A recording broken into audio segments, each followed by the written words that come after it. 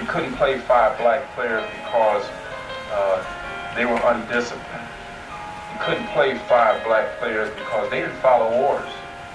You couldn't play 5 black players because they would just choke when the going got tough. These guys up here, Texas Western, NCAA champions. First time ever a college basketball team started 5 black players. And against an all-white team, Kentucky, Adolph Rupp. Sure, a bunch of black players were starters in the early 60s, but there was an unwritten law in the NCAA. Never would more than 3 black players start for any team. 1966, 100 years after the Emancipation Proclamation. Sneezy's Bar and Grill. I always loved that name. Sounded safe, Tommy. Every Monday, 2 o'clock like clockwork. It's a couple of parishes away, which is a good thing. Gives some separation, distance. You, Tommy, you're like my Jiminy Cricket to talk to, work out the demons. I got canned today, Tommy.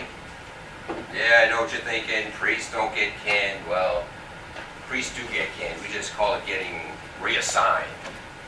Priest has an affair, he gets reassigned to a parish halfway across the country. Drinking problem, reassigned to a dry county. Questions of faith, off the road. Me? I get reassigned to the congregation's retirement community in Louisiana, middle of nowhere. My new profession? Community confessor. Hearing the confessions of priests in their 80s who've spent their entire lives hearing the confessions of everyday people. And you want to know why? I'm not a team player. Provincial told me that. Team player my ass. Look, Tommy, long before I ever thought about becoming a priest, back in grade school, I played sports. All of them. Baseball, football, track, basketball. That was my passion. Bob Cousy, Elgin Baylor, the Big O. I still keep a pair of old cons in my trunk just in case someone asks me to fill in for a 3-on-3. Back in the high school, I used to practice my jump shot for hours on the schoolyard. Even wore ankle weights so I could jump higher. All the black kids were wearing, and they told me that it must work. And I was a good shot, but I was a passer, a great passer. There's nothing better than a no-look pass to a guy making a backdoor cut. Better than a 30-point game. What does a passer create? Teamwork.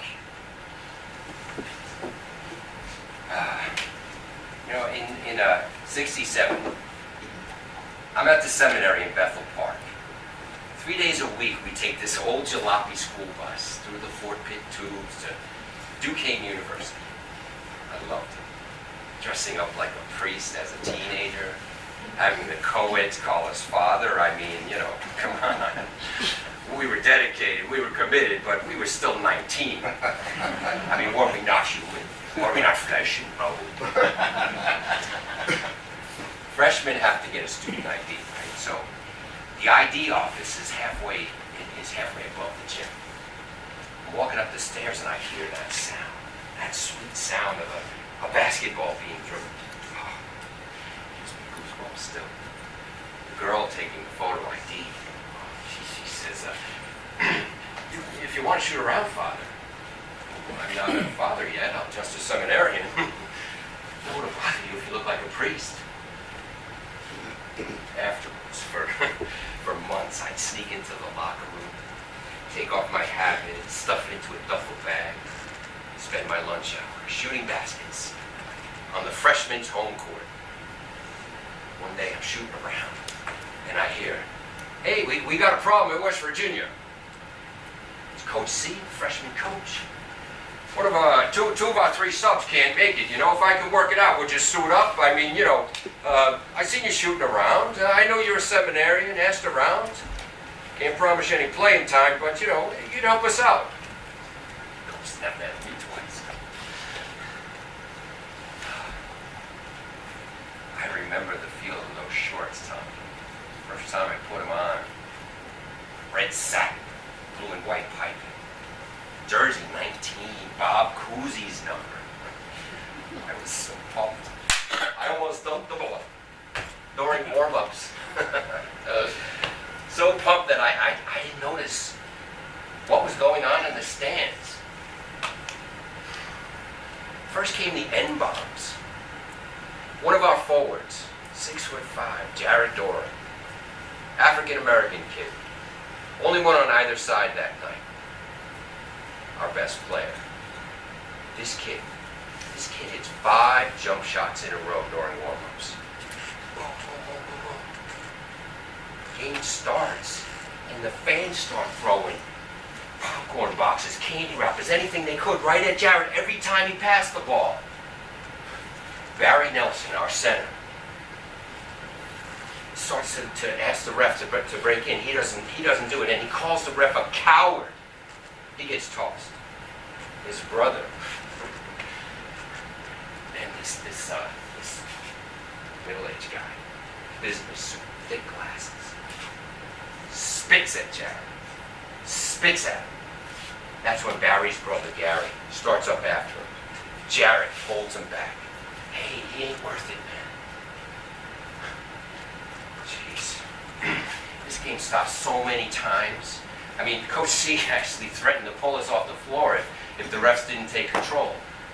He gets a technical.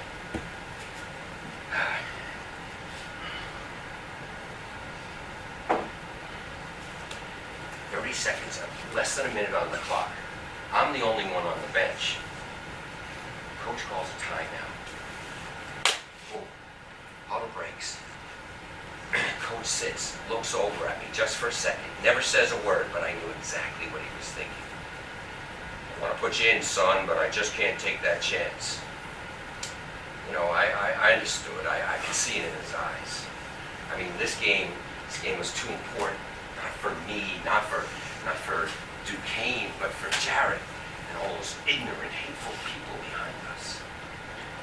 So Jared inbounds the pass to Steve McHugh on the left wing. McHugh to John Terrick in the low post. Back to McHugh. Jared fakes left, then right, both to the top of the key. McHugh hits him with a pass, but he's double teamed. There's no way he's getting off a decent shot. 8 seconds. Jared dribbles deep into the corner. No, I'm thinking, what's he doing? Where's he going? There's not enough time left. Jesus. Just then, Jared stops on a dime. He stops, pivots, and as he's falling backwards out of bounds, he launches what has to be the sweetest, nothing but net jump shot I've ever seen. The buzzer sounds. Holy shit! It was surreal. Just like that. The baby Dukes, we all ran for the locker room. We had to. Couldn't even look back, you know, didn't even have time to slap each other on the back. Beaten up? Sure. But still, undefeated. I'll never forget the locker room. We all just sat around, real quiet. Cried like boys. Baby Dukes, arms around each other, heads bowed, mine included.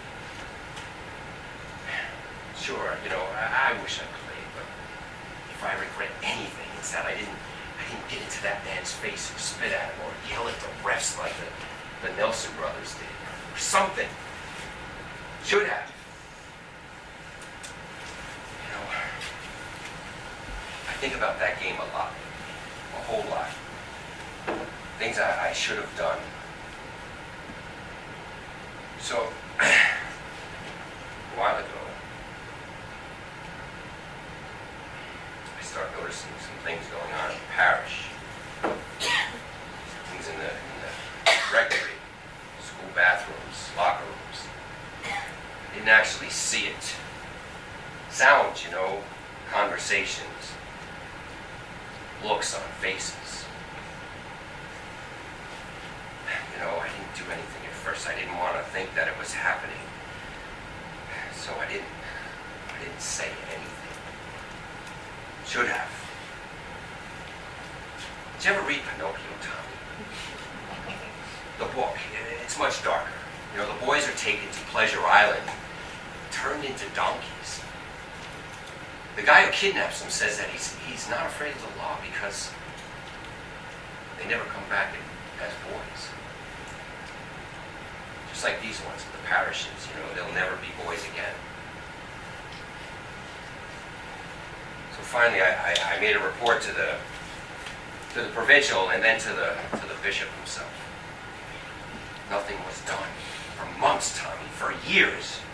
Oh, they reprimand quietly and transfer the real bad cases out, you know, like the fornicators and the drinkers.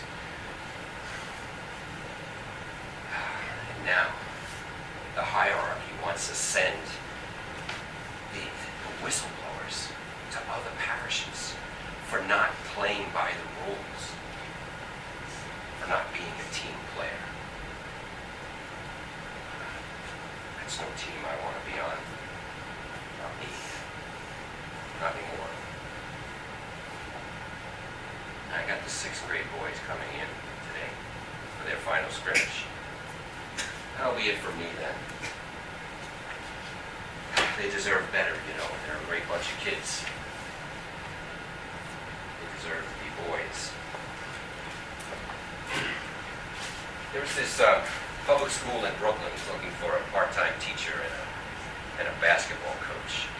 I know, too old to be starting over again. Can't run the floor like I used to, but maybe I could teach them the no look. When to speak up. When they should. Well,